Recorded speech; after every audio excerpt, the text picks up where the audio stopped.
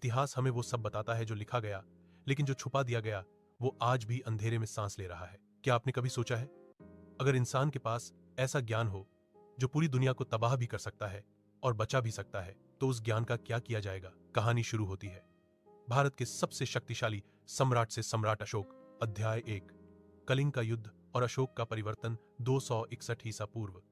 कलिंग का युद्ध। इतिहास कहता है 1 लाख से ज्यादा लोग मारे गए, लाखों घायल हुए, नदियां खून से लाल हो गईं। युद्ध जीतने के बाद जब अशोक युद्धभूमि में चले तो वहां उन्हें विजय नहीं, विनाश दिखा। बच्चों की लाशें, रोती हुई औरतें, जलते हुए गांव।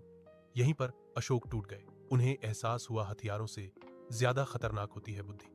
अगर ज्ञान गलत हाथों में चला जाए तो भविष्य में कलिंग से भी बड़ा विनाश हो सकता है। अध्याय 2, एक गुप्त निर्णय। इसी डर से अशोक ने एक ऐसा फैसला लिया जो इतिहास की किताबों में कभी नहीं लिखा गया। उन्होंने अपने सबसे भरोसेमंद विद्वानों, वैज्ञानिकों और साधकों में से 9 लोगों को चुना।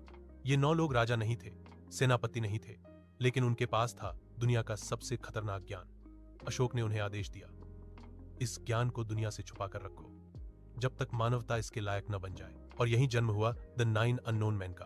अध्याय 3, 9 पुस्तकें, 9 विनाशक रहस्य। कहा जाता है कि इन 9 लोगों के पास 9 गुप्त पुस्तकें थीं। पहली पुस्तक मानव मन का नियंत्रण, मास हिप्नोसिस, प्रोपेगेंडा, साइकोलॉजिकल वॉरफेयर, आज के मीडिया और माइंड कंट्रोल की जड़। दूसरी पुस्तक शरीर का रहस्य, ऐसे दबाव बिंदु जहां सिर्फ एक स्पर्श से इंसान मारा भी जा सकता है और जिंदा भी किया जा सकता है। तीसरी पुस्तक जीवाणु और रोग, डेडली वायरसेस, बैक्टीरिया और उनके क्यूर्स। चौथी पुस्तक एल्केमी, धातुओं का रूपांतरण, सोने की खोज, अमृता के प्रयोग। पांचवी पुस्तक गुप्त संचार, ऐसी भाषा और सिग्नल्स जो दुश्मन कभी समझ न सके। छठी पुस्तक गुरुत्वाकर्षण, एंटी ग्रेविटी, विमाना टेक्नोलॉजी, उड़ने वाले यंत्रों का रहस्य। सातवीं पुस्तक ब्रह्मांड, यूनिवर्स, टाइम, स्पेस और मानव का असली स्थान। आठवीं पुस्तक प्रकाश और ऊर्जा, डायरेक्टेड एनर्जी वेपन्स, लेजर जैसी तकनीकें।